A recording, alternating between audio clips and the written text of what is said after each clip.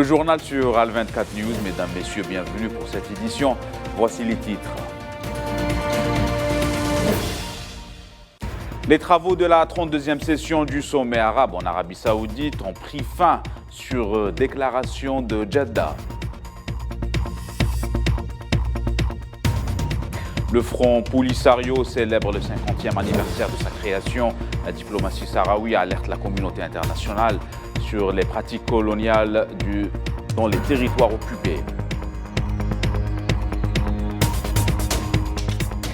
Deuxième journée du sommet de Hiroshima au Japon, marquée par des manifestations anti-G7.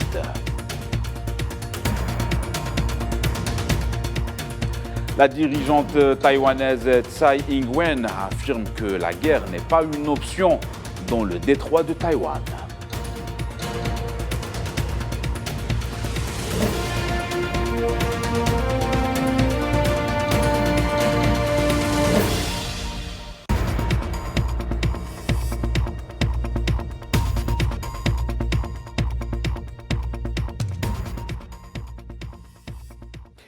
Voilà pour les titres. Bonjour à tous. Les travaux du sommet ordinaire de la Ligue des États arabes ont pris fin hier soir à Jeddah.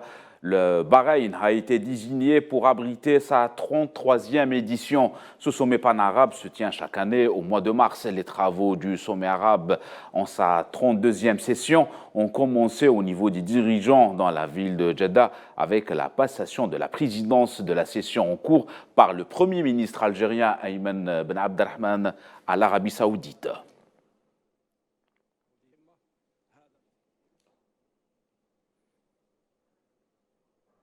Pour ce rendez-vous annuel, le président de la République, Abdelmadjid Tebboune, a chargé le Premier ministre Ayman Ben Abdelrahman de le représenter aux travaux du sommet. Le Premier ministre algérien avait prononcé l'allocution du président Abdelmadjid Tebboune au début des travaux. Le Premier ministre algérien a passé en revue les différentes questions qui secouent le monde et la région arabe. En particulier, le président a mis en exergue le rôle de la diplomatie algérienne dans la résolution des conflits et les divisions arabes internes.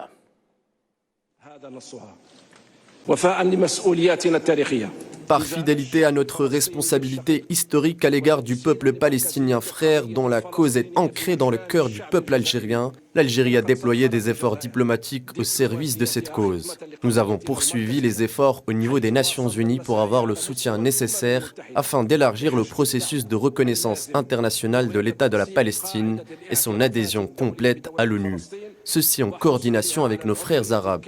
À l'occasion de la célébration de la Journée mondiale de solidarité avec le peuple palestinien, nous avons exhorté la communauté internationale à prendre ses responsabilités historiques, politiques, juridiques, morales et humanitaires à l'égard du peuple palestinien.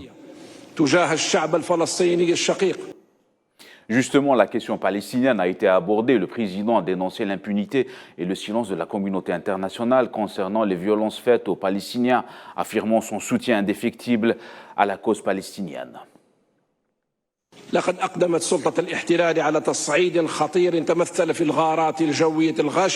L'entité sioniste a procédé à une escalade grave à travers les raids aériens sur Gaza, faisant un nombre de martyrs et de blessés, dont des enfants et des femmes isolées. Nous dénonçons fortement ces actes criminels et nous renouvelons notre solidarité continuelle envers le peuple palestinien frère. Nous appelons aussi la communauté internationale, spécialement le Conseil de sécurité, à stopper ces agressions criminelles répétitives et structurées et garantir la protection internationale au peuple palestinien et lui permettre de recouvrer ses droits légitimes, à leur tête l'établissement d'un État libre avec Al-Quds comme capitale, conformément à l'initiative de paix arabe à laquelle nous avons tous confirmé notre attachement lors du sommet d'Alger. Le Soudan a également été évoqué. L'Algérie, dira le président, déplore le recours à la violence.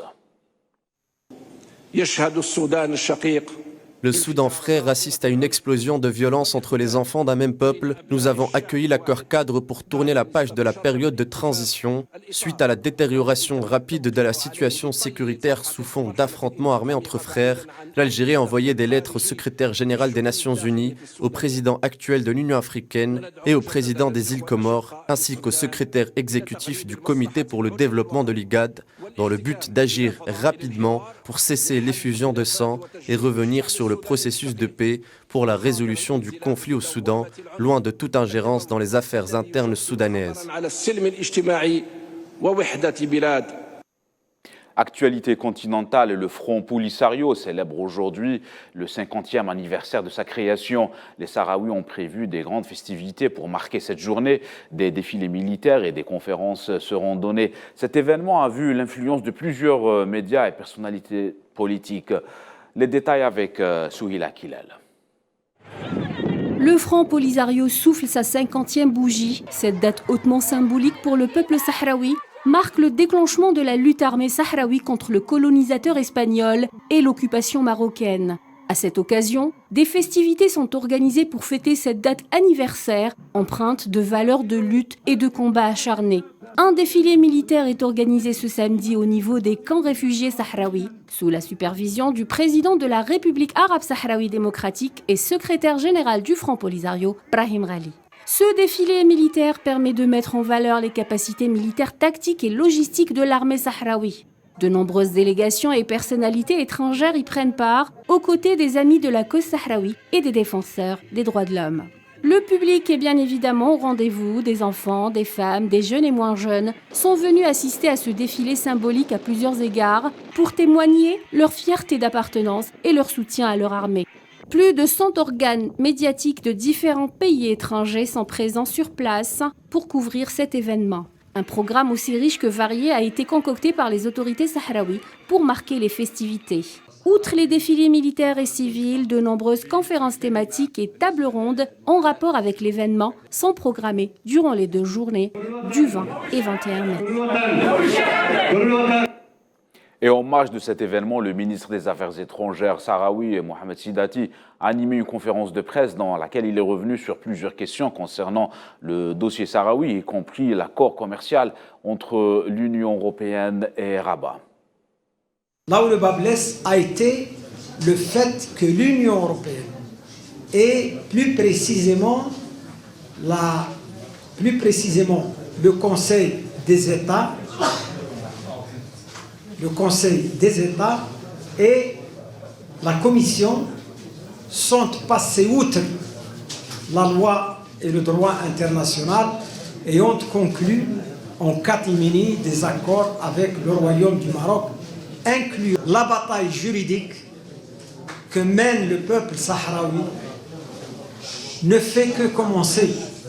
Et surtout, j'insiste sur un point, que maintenant nous allons passer à une vitesse supérieure, à une phase beaucoup plus importante en demandant aux institutions européennes qui ont violé le droit international et qui ont passé outre les décisions de la Cour européenne, nous allons demander réparation pour préjudice pour le peuple sahraoui. Je crois que c'est le point le plus important. Le chef du Conseil de souveraineté soudanaise, le général de corps d'armée Abdel Fattah al-Burhan, a publié un décret en vertu duquel il sera mis un terme aux fonctions du chef adjoint du Conseil, Hamdan Doglo, connu sous le nom de Hmiti. L'ancien responsable militaire Malik Agar a été nommé à ce poste. Pour rappel, les deux parties s'affrontent militairement depuis le 14 avril dernier dans les grandes villes du pays, notamment la capitale Khartoum. Les détails avec Iman Merad. Le général de corps d'armée Abdel Fattah al-Burhan a annoncé dans un communiqué officiel ce vendredi la destitution de son adjoint Mohamed Hamdan Daglo, dit Hamdeti, du poste de vice-président de la souveraineté de transition et la nomination de Malik Agar comme son successeur avec effet immédiat. Originaire du Nil Bleu, État frontalier de l'Éthiopie, Malik Agar, membre du Conseil de souveraineté et chef du mouvement populaire depuis 2021, a pris ses fonctions au sein du Conseil dans le cadre de l'accord de paix avec le pouvoir de Khartoum signé en octobre 2020. Le gouvernement du Nil bleu, dirigé par une faction du mouvement populaire de libération du Soudan Nord, conduite par Malik Agar, avait auparavant exprimé son soutien à l'armée soudanaise dans son conflit contre les forces de soutien rapide. Au lendemain du coup de force du 25 octobre 2021, Malik Agar avait maintenu sa coalition avec l'armée soudanaise tout en critiquant les forces pour la liberté et le changement dirigées par Hamdok. Ce remaniement intervient après un mois d'affrontements armés entre l'armée soudanaise et les forces du soutien rapide. Les deux parties s'accusent mutuellement d'être à l'origine des hostilités après les tentatives de force de chacun des deux partis pour avoir le contrôle des centres et de commande dans le pays. Ce remaniement, qui a pour intention d'écarter Hamdeti du pouvoir, ne l'empêchera certainement pas de garder toute son influence sur ses troupes armées sur le terrain. Des dizaines de milliers de personnes ont manifesté à la capitale serbe Belgrade pour réclamer la démission de hauts responsables et la régulation des contenus violents dans les médias à la suite de 2 tueries de masse. C'est la 3e fois en 15 jours que des gens protestent en nombre dans la rue après des fusillades qui ont semé l'effroi dans ce pays des Balkans. Le 3 mai passé, un adolescent de 13 ans est accusé d'avoir assassiné des élèves et un garde dans l'établissement scolaire qu'il fréquentait dans le centre de Belgrade.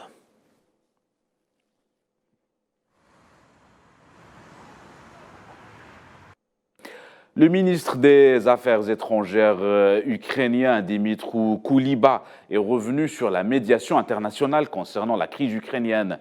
Pour Kiev, il s'agit de se conformer au droit international. Je vous propose d'écouter le chef de la diplomatie ukrainienne. La médiation devrait conduire à la restauration complète de l'intégrité territoriale de l'Ukraine. Nous n'avons besoin de rien de plus qui nous appartient en vertu du droit international. Mais nous ne céderons pas 1 km² de notre territoire. Et aucun plan de paix, aucune initiative de paix, aucune médiation ne devrait impliquer une perte juridique ou factuelle du territoire ukrainien. La ville emblématique d'Hiroshima au Japon a connu des manifestations contre le sommet du G7. Les rassemblements se sont déroulés sous une forte escorte policière. À noter que ce rendez-vous des grandes puissances est axé sur le conflit en Ukraine et les travaux verront la participation du président ukrainien Volodymyr Zelensky par visioconférence.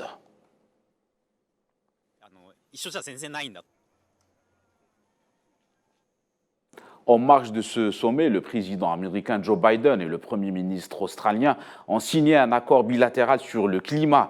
Pour Washington, cette entente va permettre l'expansion de l'énergie propre.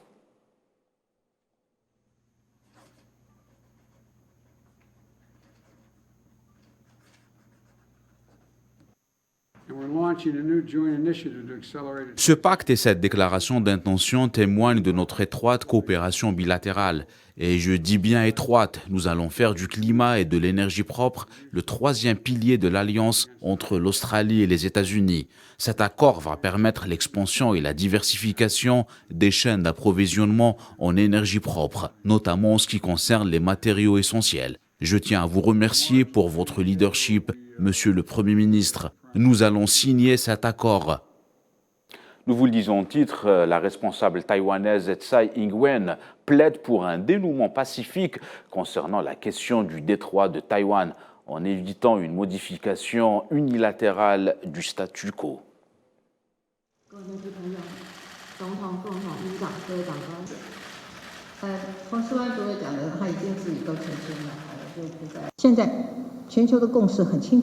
Le consensus mondial est très clair. La question du détroit de Taïwan doit être résolue pacifiquement. La guerre n'est pas une option. Aucune des parties ne peut modifier unilatéralement le statu quo d'une manière non pacifique.